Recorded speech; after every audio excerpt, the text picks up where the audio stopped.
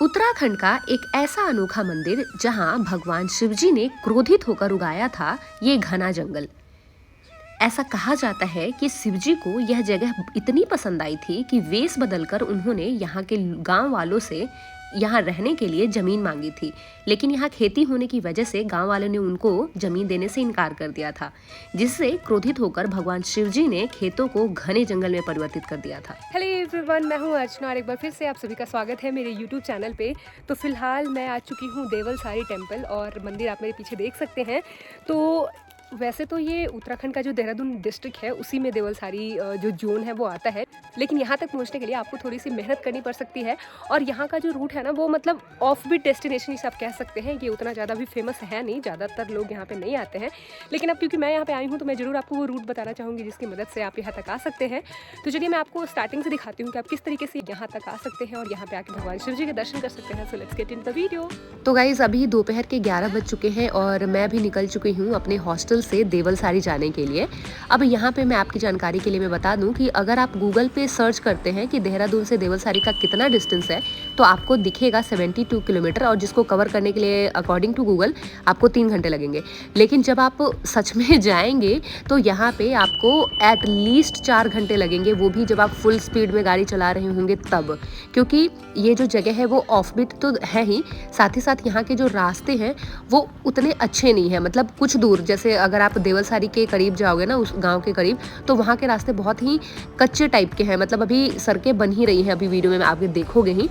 तो इस तरीके से आप मान के चलो कि आप अपने साथ 4 से 5 घंटे का टाइम लेकर जाओ यहाँ पहुँचने के लिए सिर्फ, और उतना ही 4 घंटे आने के लिए। मतलब पूरा दिन आपका निकल जाएगा अगर आप इस ट्रिप को प्लान कर रहे हैं तो।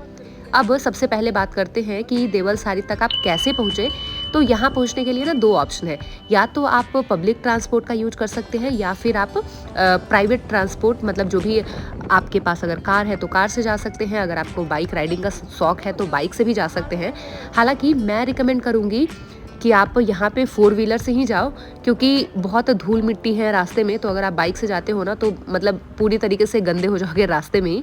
तो यहाँ पे थोड़ा सा जो 4 व्हीलर है ना वो प्रोटेक्शन आपको देगा, स्पेशली जब आप समर के टाइम पे जा रहे हो। तो फिर भी आप अपनी कन्वीनियंस के अनुसार अपना व्हीकल्स सेलेक्ट कर सकते हैं। वहीं अगर मैं बात पब्लिक ट्रांसपोर्ट की करूँ तो देखो, होता ये है कि पब्लिक ट्रांसपोर्ट से अगर आप जाओगे ना तो आप देवलसारी गाँव तक तो पहुँच जाओगे, लेकिन यहाँ भी बसेस की जो टाइमिंग रहती है ना वो काफ़ी अलग अलग रहती है। तो हो सकता है कि आपकी टाइमिंग जो बस की टाइमिंग है उसके साथ मैच ना करे। और दूसरी दिक्कत ये आएगी कि आप देवलसारी तक तो पहुंच जाओगे बस से, लेकिन जो बस स्टैंड है और मंदिर का जो डिस्टेंस है वो काफ़ी दूर है। तो यहाँ पे ना आपको काफ़ी ज़्यादा ट्रैकिंग करनी पड़ेगी, काफ़ी ज़्यादा पैदल चलना पड़ेगा। वहीं जब आप अपनी गाड़ी से जाते हो तो वहाँ पे पार्किंग एरिया में आप अपनी गाड़ी को पार्क करोगे और वहाँ से लगभग 200 मीटर का डिस्टेंस है। 200 मीटर डिस्टेंस को आसानी से आप कवर करते हुए मंदिर तक पहुँच जाओगे। चलिए अब मैं आपको बता दूँ कि अगर आप भी देवलसारी जाने का प्लान कर रहे हैं तो कुछ बातों को जरूर कंसीडर कर लीजिएगा। मेरा पर्सनल एक्सपीरियंस है ये, इसलिए बता रही हूँ आपसे।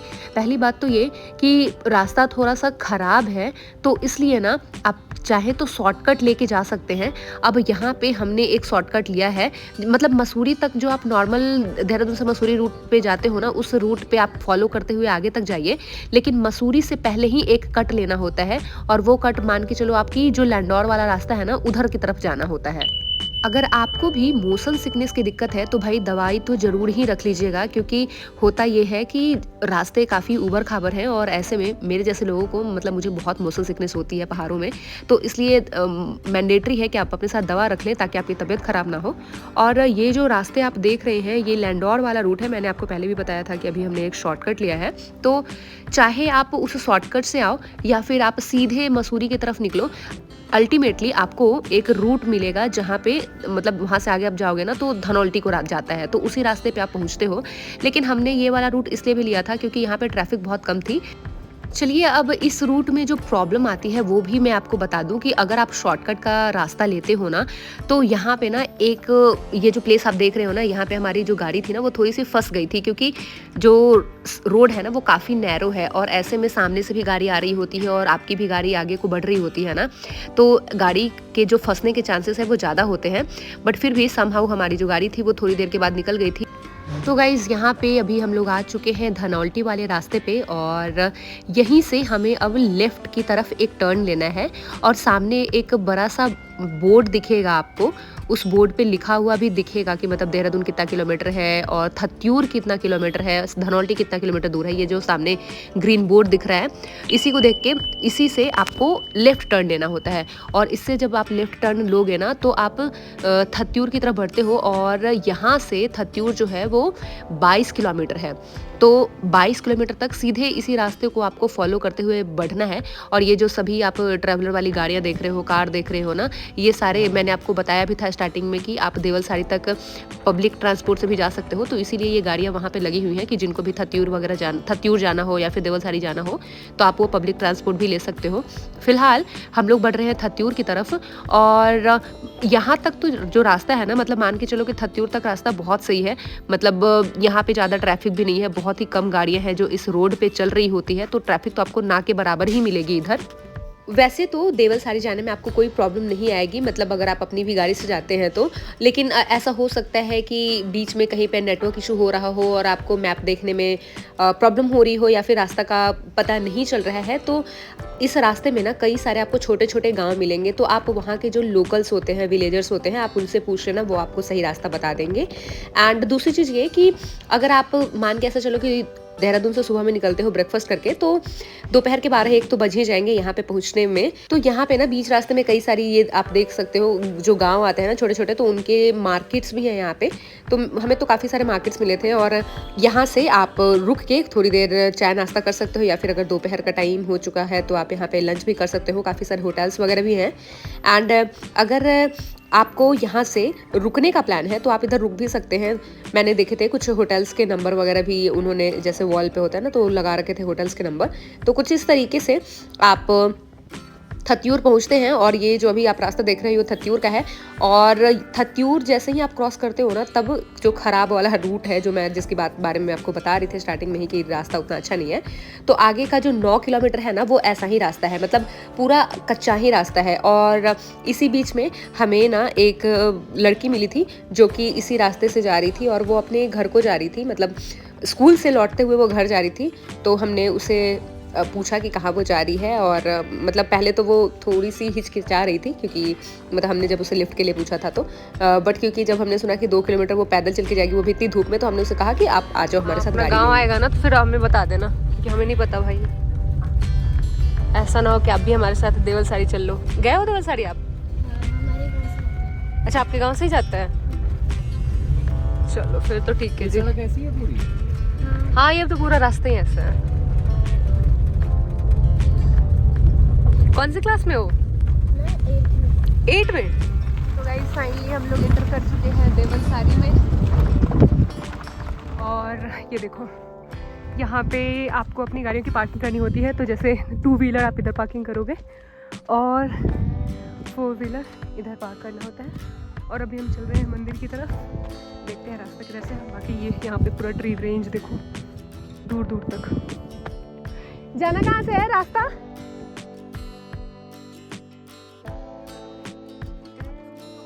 जब आप अपनी गाड़ी से आते हो ना तो आप यहाँ तक आ पहुँचते हो, लेकिन जब जैसे अगर आप पब्लिक ट्रांसपोर्ट से आते हो ना तो बस स्टैंड काफ़ी दूर है। मतलब वो गांव का जो बस स्टैंड है ना, वहीं पे वो गाड़ी रोक देते हैं। तो आपको और ज़्यादा मतलब पैदल ट्रैकिंग करके आना होता है। हालांकि हम लोग क्योंकि अपनी गाड़ी से गए थे तो हम लोग एकदम एंड पॉइंट पे अपनी गाड़ी को पार्क किए हैं, ताकि यहाँ से हम लोग ट्रैकिंग कर सके। और यहाँ से सिर्फ 200 मीटर की ही ट्रैकिंग रह जाती है। तो अभी ना हम लोग यहाँ पे कुछ लोग आ रहे थे, उनसे पूछते हुए आगे की तरफ बढ़ रहे हैं कि किधर की तरफ से रास्ता है। तो वैसे हमें रास्ता तो सीधा दिख गया था, लेकिन हमने ना यहाँ पे एक शॉर्टकट लिया है। हालांकि मैं ज़रूर आपको मना करूँगी कि ये शॉर्टकट ना लो, क्योंकि यहाँ पे ना बहुत ज़्यादा सूजदे जो थे ना, वो बहुत स्लिपरी रास्ता हो रखा था। स्लिपरी इन द सेंस कि थोड़ी सी ना ढलान है ये। तो जैसे आप ऊपर की तरफ चढ़ोगे ना तो आपको ऐसा फील होगा कि आपके पैर नीचे की तरफ जा रहे हैं, मतलब फिसलन ज़्यादा हो रखी थी। और ये रास्ता बना हुआ नहीं है ना, लोगों ने ऐसे शॉर्टकट ले लेकर रास्ता बनाया है, तो इसलिए पैर ज़्यादा फिसल रहे थे। So try to avoid this kind of mistakes. और आप सीधे जो रास्ता है ना उधर से चले जाओ। अभी देखो सामने से भी लोग उतर रहे हैं शॉर्टकट के थ्रू। अभी हम देवलसारी जाने के रास्ते में, मतलब ऑलमोस्ट 500 मीटर के डिस्टेंस पे है ये टेम्पल। एंड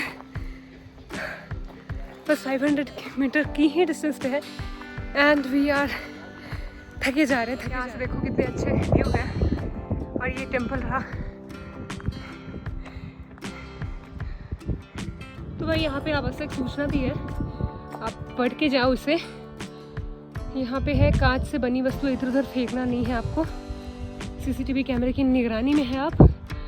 एंड ये देखो, और कितना अच्छा है ना, मतलब पूरा एरिया खाली खाली है, मतलब आप जितनी देर चाहें उतनी देर यहाँ पे बैठ सकते हैं। सुंदर सी जगह है ये पूरे चीज। तो गाइस अभी ना हम लोग ये मंदिर के चारों तरफ मतलब एक परिक्रमा कर रही थी, तो मुझे कुछ दिखा है जो मैं आपको ज़रूर दिखाना चाहूँगी। तो सबसे पहले आप यहाँ देखो, ये ना आपको लॉक्स दिख रही होंगी, लकड़ियाँ, और इस पर ना ऐसे पैसे लगाए हुए हैं इस तरीके से, सिक्के जो भी आप लगाना चाह रहे हो, ये सारे सिक्के इधर लगाए हुए हैं। एंड कहीं कहीं पे तो ये नोट भी है, और कुछ कुछ तो सिक्के इसमें मतलब ऐसा लग रहा है ना कि जैसे हथौड़े वगैरह से मार के इसमें ऐसे लगाया गया है, क्योंकि ये कुछ तो निकल रहे हैं, ये सब नहीं निकलेंगे यहाँ से। और उसके बाद अक्सर आपने ये देखा होगा ना कि लोग आते हैं ना तो घर बनाते हैं पत्थरों से, तो यहाँ देखो कितने छोटे छोटे ऐसे काफ़ी सारे घर बनाए गए हैं यहाँ पे, ये देखो। और यहाँ ना काफ़ी पीछे तक मतलब देख सकते हो, काफ़ी पीछे तक ऐसा वो वहाँ तक पूरा घर ही बनाया गया है। और ये तो